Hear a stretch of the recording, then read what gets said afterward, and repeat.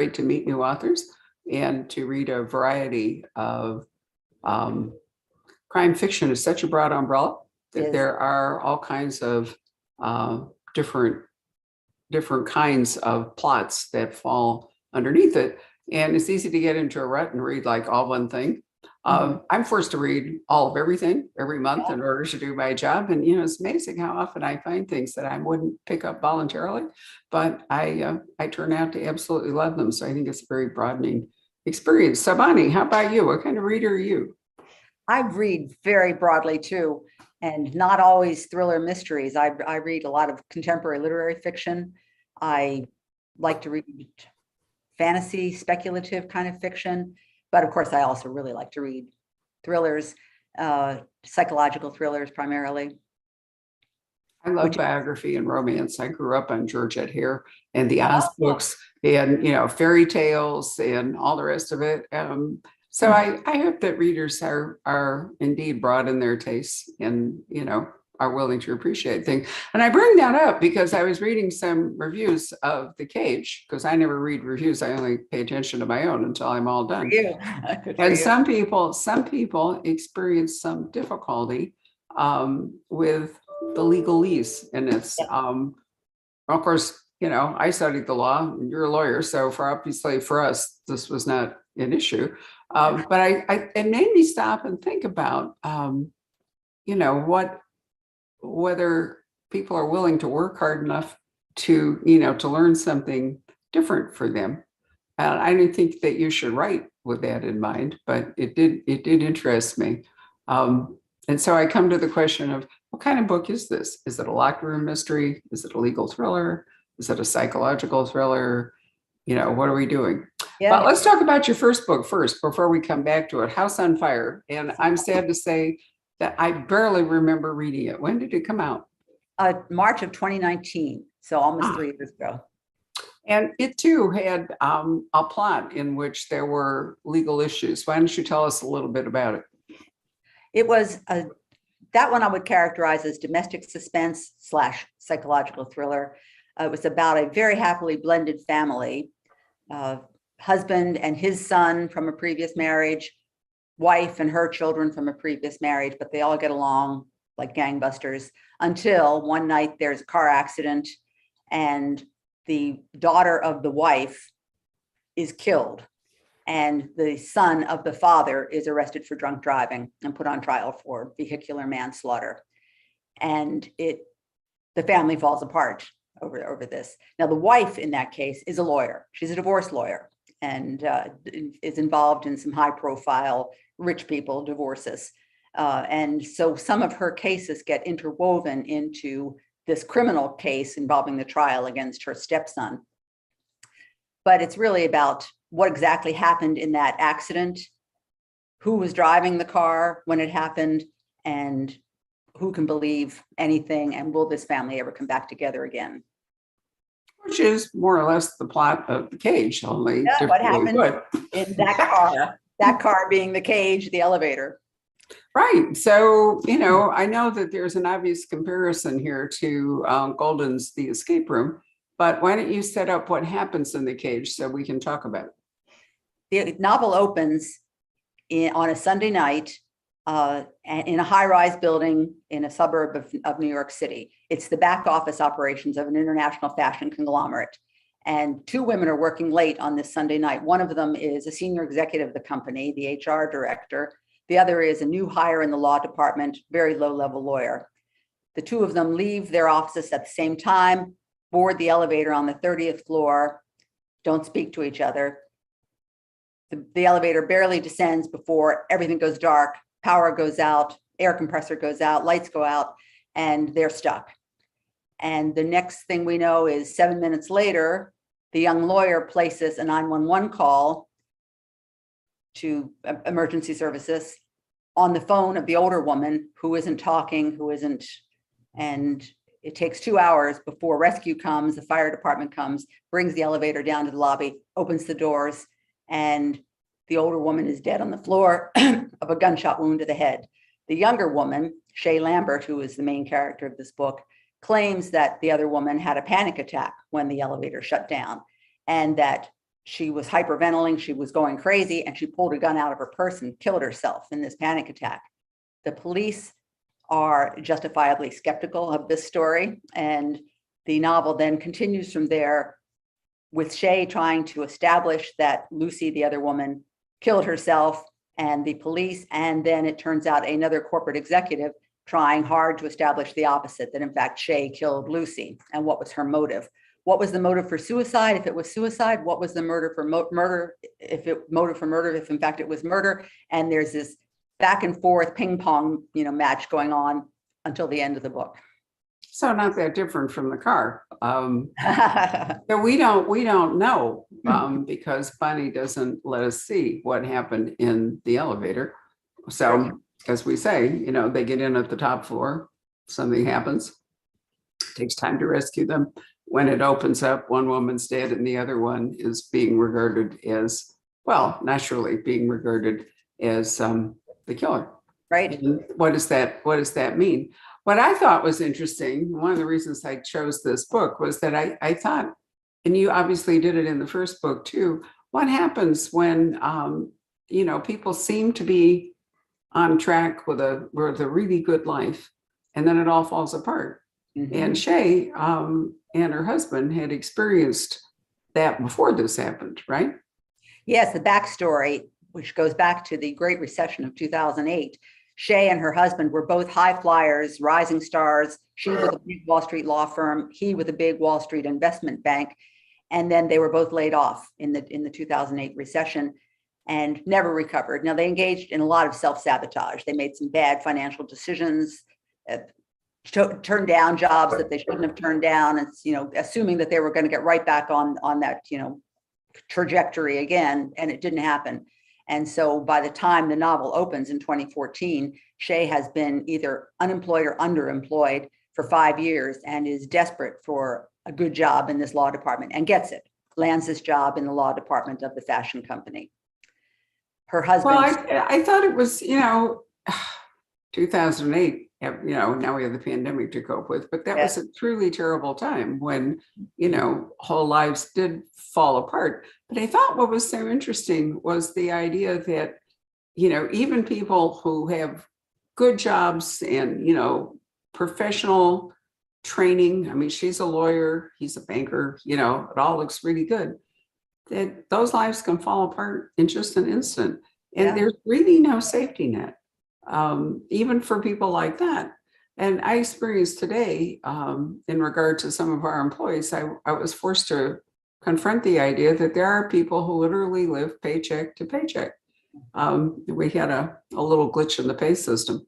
And, I didn't really think about how precarious life can be, not just for people who maybe have poor job skills or whatever, but people who actually have great job skills and professional training and how it can go really fast. But I think the other part of that is that people who appear to be safely affluent and able to establish that kind of a lifestyle, it's harder for them to fall.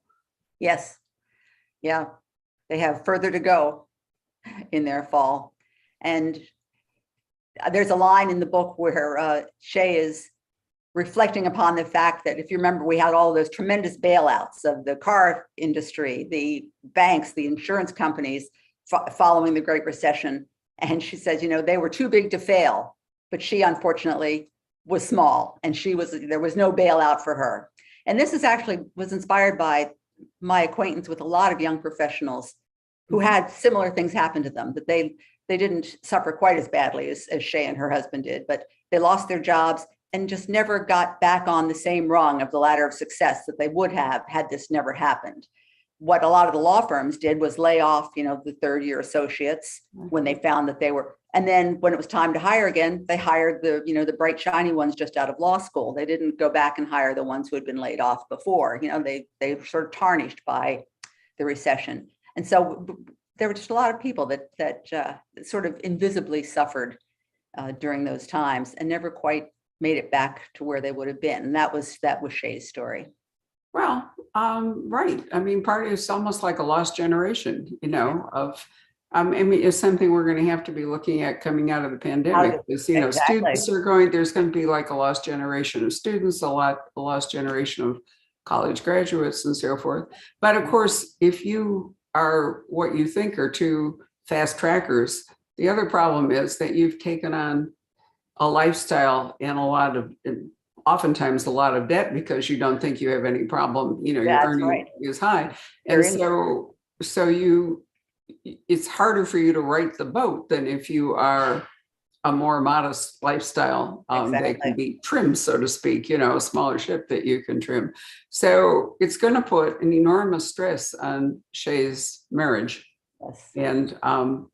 And yet it's going to illuminate the marriage. You know, what is it that they both expected out of it? Who did they think each other were? You know, what kind of a future had they been so busy with all the bright, shiny stuff and the fabulous apartment and, you know, all the rest of it, that they didn't really look at each other. They didn't know what the internal, you know, fortitude was of the other. That's true. Right. So at least you spared them children. Thank you very much. Yes, yes. That would have just been like one That would step have been too much. So I did appreciate that. But anyway, so here you have Shay. Now, one of the reasons I like Shay, there was another book out this month that I thought seriously about called Fake, or The Fake, but I think it's just Fake. And again, we have a young woman whose profession is painting. She's not a faker in the sense that she's painting portraits, you know, to pass off as real. There are lots of people who have great art who, for insurance reasons or other reasons or something, you know, want to keep it out of sight, but they want a replica of it. So Yes, yeah. Yeah, I mean, it's, you know, it's a perfectly legitimate thing to do, but she gets caught. She thinks she's found a dream job with an art dealer in Beverly Hills and whatever, and she's doing commissions for him, and then it all goes sideways. And, you know, she's reactive all the way through the book. I love the position. She never had any real agency, you know. It was more like everything happened to her and the resolution kind of happened to her. And I really liked your gal, Shay, because even though she's in this terrible position, she's a real fighter. Yeah. She decides to take, you know, to the best she can to take control of all of this. And we can't tell you how it comes out.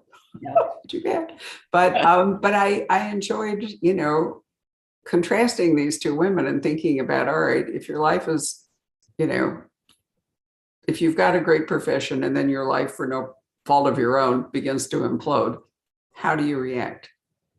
And so you decided to give Shay, I hate this term, but the current term is agency. But anyway, she decides she's going to try to take action and resolve it herself. Now, you're a lawyer, so you were not at a loss about how to go about steering Shay through all this, right? Did you ever experience anything like that? Or is this all just like fantasy that we lawyers tend to do when we don't practice law? Well, certainly nobody ever tried to frame me for murder, which is what happens to Shay. Relief. So that is a relief. I think I certainly had instances in my career where opposing counsel was trying to ferret out my secrets or my client's secrets in the way that we see later in the book. The plaintiff's lawyer, Mark Ivins, who hires Shay for the sole purpose of trying to find out what dirt she holds against the fashion company so that he can get a leg up in his lawsuit. I had that kind of thing happen, and have to kind of steel yourself against it. But I mean, Shay's story is incredible in terms of the way she comes out on top and achieves not only exoneration but vengeance. And this was really a revenge drama as much as it is a psychological thriller. So that you're obviously drawn to that kind of story since, you've put people in that kind of position twice. That's why I asked if you'd ever been through anything similar yourself. But sometimes authors, like to write revenge dramas based on the revenge they personally would like to have taken. No, fortunately not true of me. Not true of my own life. So you teach writing, Bonnie. You know, what is it that you tell aspiring writers about how they go about conceiving books? You know, I have a couple different forms of advice that I tell people who want to be authors. The first is to be something else first. Have a real world career of some kind. Don't go right from college to writing workshop to living in a cabin in the woods and writing the great novel, because I think you haven't experienced enough of the wider world to be able to write compelling characters. If you haven't engaged with anybody other than your, professors and classmates, I think that you need to really get out into the world. And I think that even though I always wanted to be a writer, and through the years of my law career, I often was like chafing. I wish that I could just stay home and write. I wish that I didn't have to go to court tomorrow. I don't regret it. I think that my experiences in the office, in the courtroom, just commuting to work every day, I think that they have all informed my writing in a way that just sitting at home in a room would not have done. So that's the first piece of advice I give.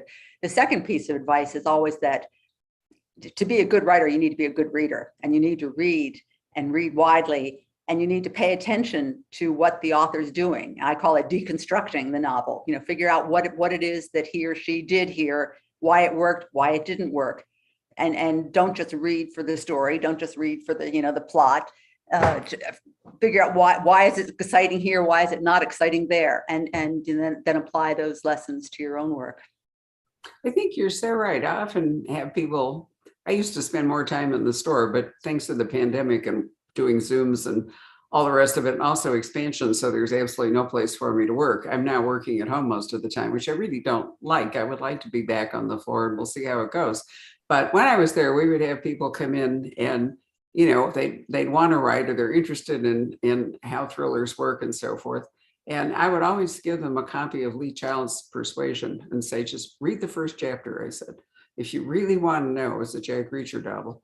And eventually, maybe since Reacher has now just started on TV and is doing well, they'll get to Persuasion if they're doing this book by book. But it really has a phenomenal opening chapter. Even though you think you know Reacher and you're several books in, this chapter just shakes you to the core while you're reading it. Have you ever looked at Persuasion? Not that one, not Persuasion. Well, no. Here's your chance. Yeah, I must. Do that. But I mean, I think in terms of, as you say, deconstructing what makes a thriller work, that's an excellent lesson in how to go to bed. The other thing I do know, since I'm not an actual lawyer, my story is really very strange. I read for the bar when you could still do that in Virginia. Yes. Yeah. And just as I was about to take the bar exam, I had a medical incident and ended up, in fact, the plaintiff in a major medical malpractice case, which, thanks to my training in the law, I think is part of one of the reasons I won it. But while I was reading the law in Virginia, what happened is that they let the judges were allowed to qualify you because it was called the Virginia Apprentice Bar program or whatever it was. I heard about it. And they could qualify you to do things in court or do other things if they felt you were competent. And because there was no legal aid in Southwest Virginia at that time, worth a darn, I think they paid something like $50 for this is back in the late 70s, for a criminal case. I was hugely popular. And so I went to court constantly. I couldn't sign off on anything, but I could argue, I could question witnesses and all the rest of it. And what I learned from that, and I'm sure you learned it too, is that legal training teaches you to really long range thinking. It's always a question of if this, then that, or, what are going to be the consequences? And this matters a lot if you're doing estate planning, if you're doing taxes, if you're doing criminal law, whatever it might happen to be. You always are trying to think systemically about consequences. And if this happens down the road, then what is it you do? Which turns out to be terrific training for running a bookstore. Who knew? Yeah.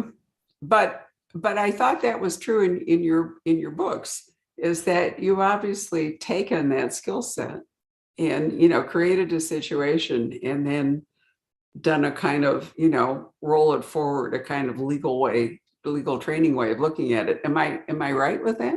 You're right. Yeah. If we have this event happen here, what is the natural consequence of that in the next chapter?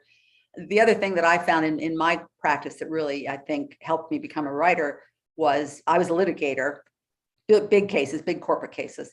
And attention to detail was really, really important. You had to know every document. You had to interrogate every witness. You had to know what every witness was going to say on the stand in advance and so forth. And that kind of attention to detail, I think, helps me with complicated plots and with knowing that, that this happens here. If that doesn't happen, then this can't happen, and just making it everything flow logically, I hope. I think you're right. I mean, certainly before forensics became such a huge part of practicing criminal law, it was actually the lawyer that told the best story that often won the case, even in the face of contradictory evidence. Or, I mean, we could go back to the O.J. Simpson, we could do a lot of things, but storytelling is a really essential part of trial work.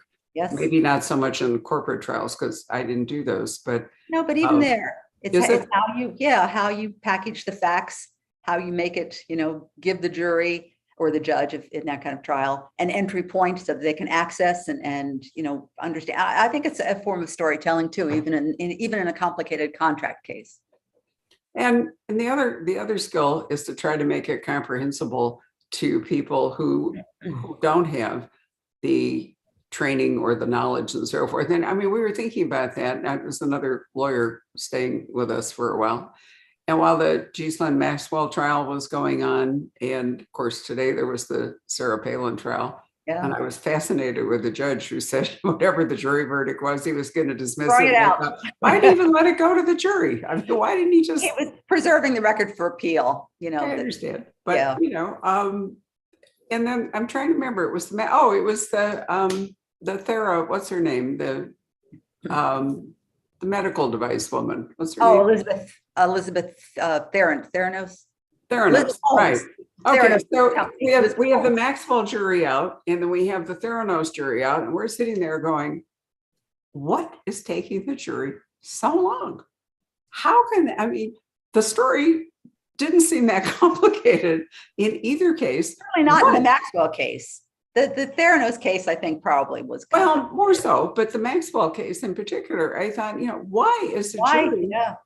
And then I thought, did somehow the story, even though it was ridiculous, did somehow the story confuse the jury in the face of all the other, things? I can't imagine why, but I just found it fascinating that it would have taken, days and days and days for a jury to rule on what I thought was a really straightforward case. Yeah, cut and dried. Yeah. So here we are. So it makes you sort of shake your faith to some degree in the legal system that we have. Yes. Yeah. Yeah, indeed. So what kind of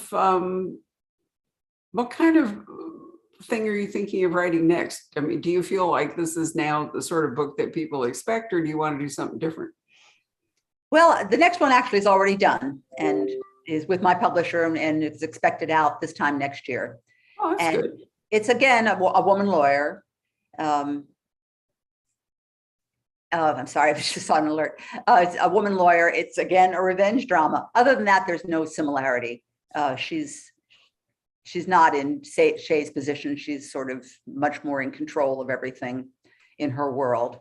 But it's thinking of Maxwell trial. She's a woman lawyer who's made her entire career representing men accused of sex crimes. Like, for example, the Harvey Weinstein lawyer that we just saw. And there are men in that situation who, know that they will do better in court if they have a woman lawyer than if they have a man lawyer, that a woman can cross-examine the victim in a way that, can really go after her. Whereas if a man did that, the jury might be offended. And so there are women who have built, some pretty lucrative careers representing men accused of sex crimes.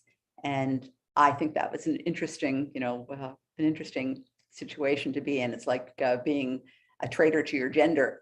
and in my story, there are consequences that flow from that from my woman lawyer. That's a really interesting position. And of course, as the Me Too movement has gained more traction and so forth, I suppose you could say, sadly, that that's like a burgeoning area of the law to practice in. And it's tough. I mean, I think that those kinds of accusations and rape trials are often so complicated because there are no real witnesses.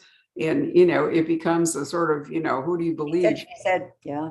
But the consequences are terrible. They're terrible for women in rape cases. And obviously for many women in the, Harvey Weinstein thing, the consequences for them were terrible, but the consequences for men are terrible too.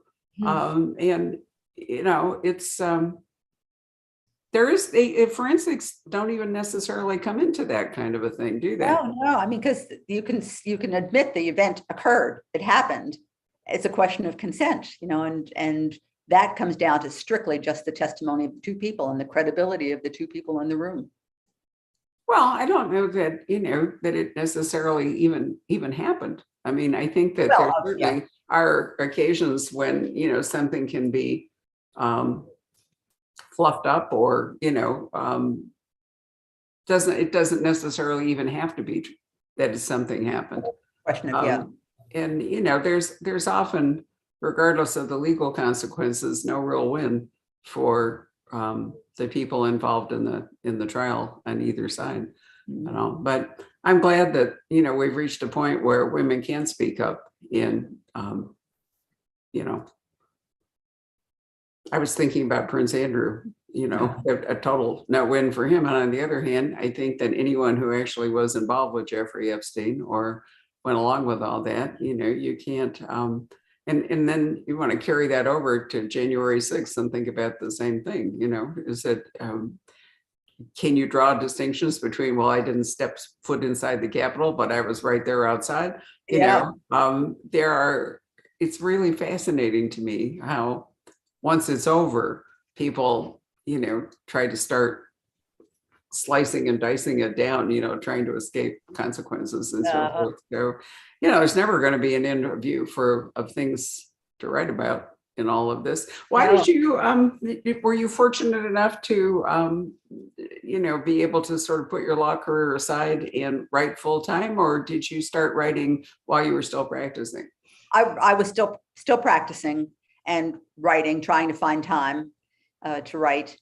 And I, in fact, wrote and published a couple novels back in the 90s, and then went back to work and practiced full time for another 10 years, but then reached the point where I really just wanted to write and was able to, fortunately, take a retirement from my law career and just write full time. And that's what I've been doing now for the last 10 years or so. Oh, that's wonderful. It occurs to me that we haven't talked about the other woman in the cage. We haven't talked about Lucy. We talked about Shay. So let's talk about Lucy, because she's a really interesting character too. She's the dead woman at where the elevator stops, but she's still a major figure in the entire novel. She's the HR director of the company, which in this particular company, I've made her a senior executive. I know that's not true of every company, but this company is very labor intensive. And so general counsel, HR director are almost on a par in the C-suite of this company. They, of course, the company has three main labor components. They have their creative people who are on 7th Avenue in Manhattan. That's, the actual designers, the glamorous part of fashion. This all takes place in White Plains, which is the administrative headquarters of the company, where they do the bean counting. The actual clothes are made, and this is true pretty much, across the fashion world, are made in sweatshops in Southeast Asia.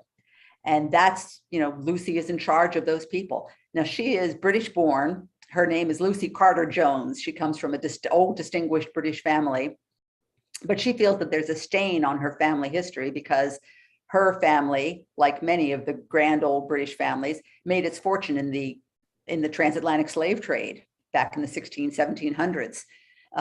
She, wants to repudiate that. She's married an American, moved to America, but it comes back to haunt her later on. And that's part of why we suspect that she might have been capable of suicide, because of what she's been involved with at the company. And then you add on to that the psychology that she's brought with her family legacy and her desire to not be of that, same kind of person.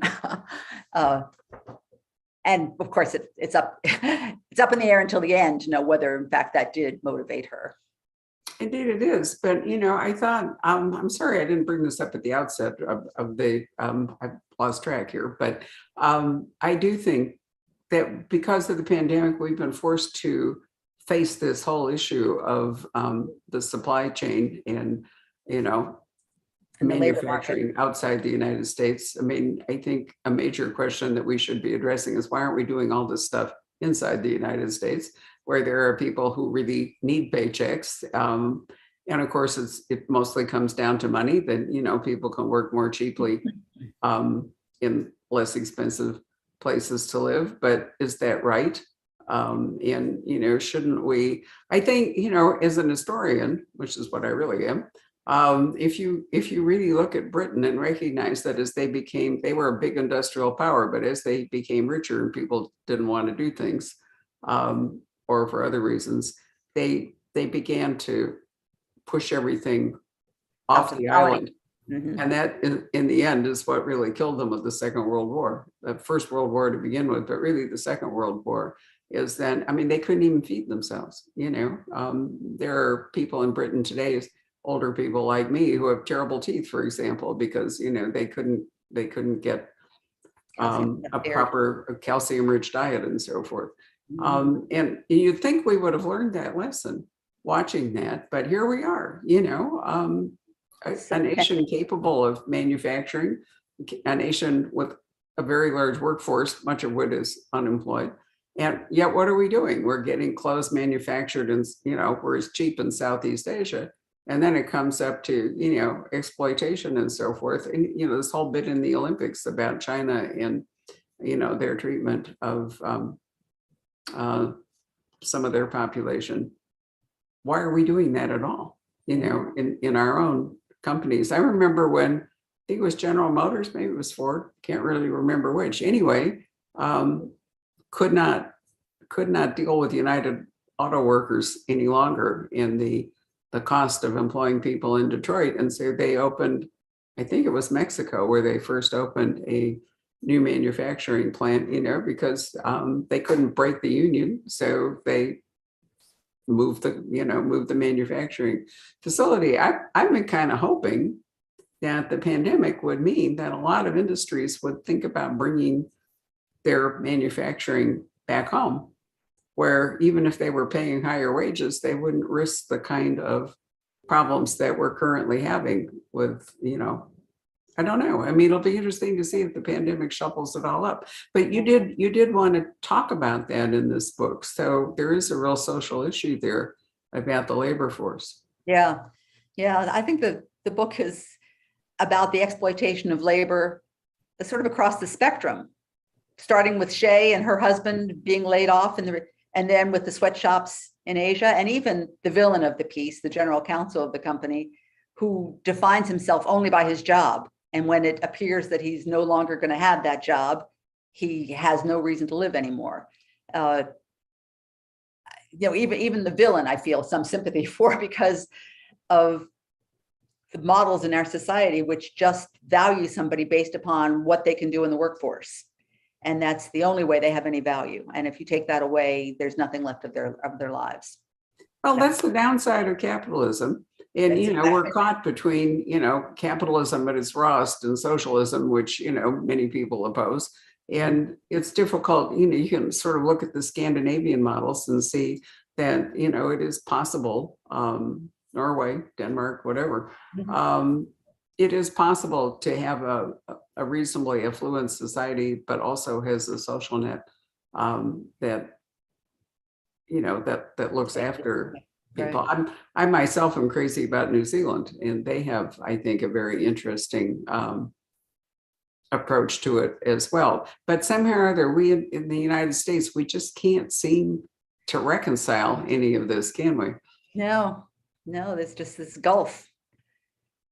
Yeah, I mean, it's all across the board. It's in healthcare, it's in infrastructure, it's in all kinds of things. I mean, I remember when I left for Stanford in 1958 from Chicago, that California was still kind of a shiny new state. It was World War II, and the focus on the Pacific had done amazing things for California, Southern California in particular, but even San Francisco and its economy. And, everything was new and shiny, and, Interstate 5 was, a big deal, on and on.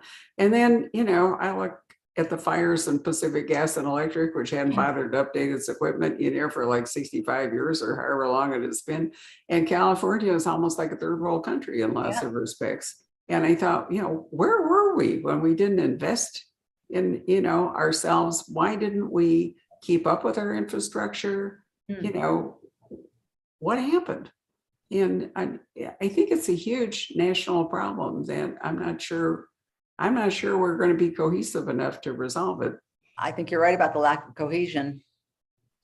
So, you're kind of mirroring that in microcosm, I think, particularly this story with Shay and her husband and what's going on. Meantime, he's also facing, it's not just about Shay and her fashion company, but he's facing interesting issues in banking.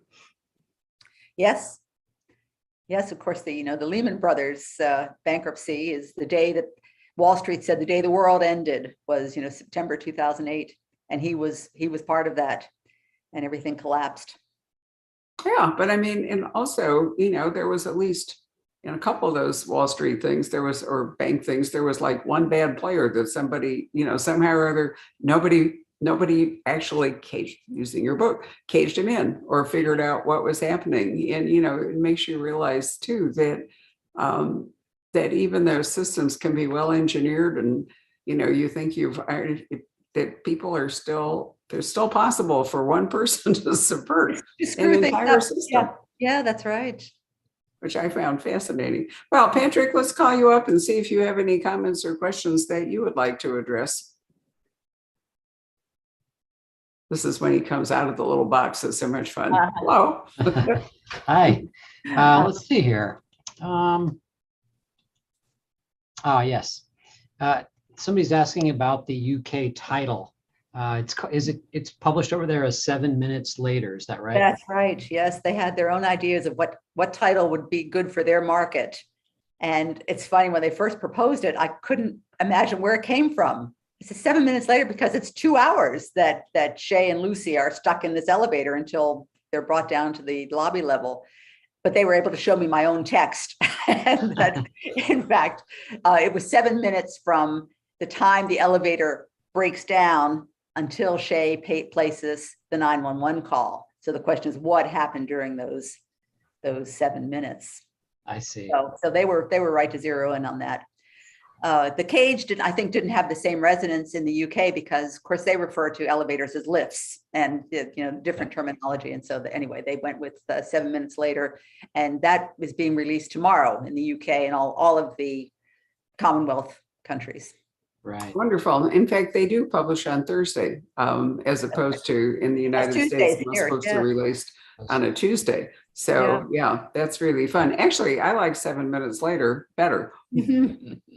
There's a propelling sort of a momentum to 7 minutes later. It's quite exciting. Their argument too. Yeah, I liked the cage because I thought it's first a metaphor for the elevator itself, which they call cars, but really are cages. And then in part two, it's not giving anything away to say that Shay ends up in jail, and so her jail cell is another cage. Right. Then there is a spoiler to go further than that as to what the third meaning of cage means for the rest of the book. But I just thought it had so many layers of meaning that I wanted to stick with the cage. But there we are. It does have lots of layers of meaning. Basically, everyone in it is in a cage of some sort, whether created by themselves or created by circumstance. I've also been accused of being cagey when I discuss the end of the book. Well, this is a book that, would be better if we had made everybody read it, and then we could have, yes. It's always difficult to do one of these conversations when a book first publishes, because you want to be so careful about spoilers, but so often the most interesting stuff to talk about is the stuff you can't talk about. That's right, yes. I hope you a had year from now I can do some book clubs and, and talk about Right. Deb Finn. Right. Have you had any Hollywood interest, movie or TV? It's been optioned Cool. to be hopefully developed into a limited series on one of the streaming platforms. Oh, Wouldn't that that'd be great. Be very I think it's a story. We watched something. I'm trying to think what the actual title is. It's based on a novel by a French author. Anyway, it's filmed in Corsica. And I'm telling you, it's like a melodrama of all time. I mean, honestly, it's this gigantic soap opera. And I thought, man, if they could make this, there are so many stories that are less gothic and less whatever that could be developed. So I think it'd be great to see this one brought in. Yeah, It's called, fingers crossed. I'll have to look it up. I hate it when I start When it goes out of your head. and I can't figure it out. Right. I was reading just a little bit on your bio that you graduated from Bryn Mawr in English. You're a fellow recovering English major. Yes. Yeah. Tell us a little bit about what you did. I mean, did you have any specialty or special area of interest when you were an English scholar? I concentrated almost exclusively on the 19th century English novel. So I was very much into the Brontes, Charles Dickens, Thackeray. I loved these big sprawling novels. And it's been a challenge for me as a writer to keep things contained, to not sprawl, because I think modern readers, I don't think Dickens would be successful today. I think that modern readers need a faster paced story and not the 20,000 subplots and so forth. But I love that as a student and as a reader. I love those kind of novels. Well, let me speak up and say that many of those novels were published serially. They didn't Yes. come out as just one book. And I think that because they came out in sections, chapters, whatever it is, in periodicals, then they could be wordier. I think that's right. And I think that you could hold your reader's attention when they're only getting a chapter a month. Right. And they're not Yeah. distracted by cell phones and TV shows. And Right. that was the chief form of entertainment, right? Yeah. Whereas we have so many competing forms of entertainment today, you have to really sort of fight to get your audience's attention.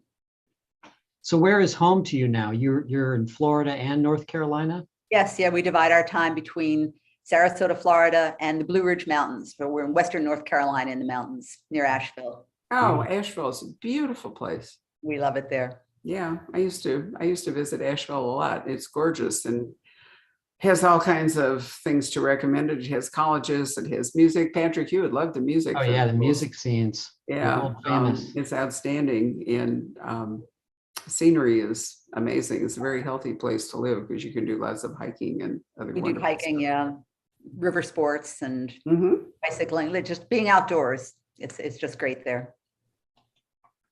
No other questions are coming in at the moment. Okay. All right. Well, Bonnie, it's really been a pleasure to talk to you. Is there Thank anything you so you'd much like for to having me, say? Barbara. Is there anything you'd like to say that, we haven't dealt with? No. I tend to range all over the place. It's not very. Yeah, no, I think structured. we covered it all. All right. Well, thank Thanks you. so much Lynn. for inviting me, and thank you for making it your February book. That's wonderful. And Wow. Patrick, it's so nice meeting you. You too. You too. Really our pleasure. So we do have a few unclaimed copies of the autographed version of The Cage, which is on our way to us.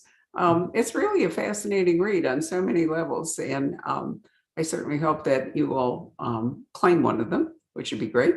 And let me remind you that Bonnie's first book was called House on Fire and has a really intriguing premise, and it must be out in paperback, right? It is, yes. It is. So it gives you a chance to, but they're not related, but it's kind of interesting to read them sequentially and, be great. Anyway, thank you so much. Enjoy the rest Thank of your you. evening. Good Thank night. you.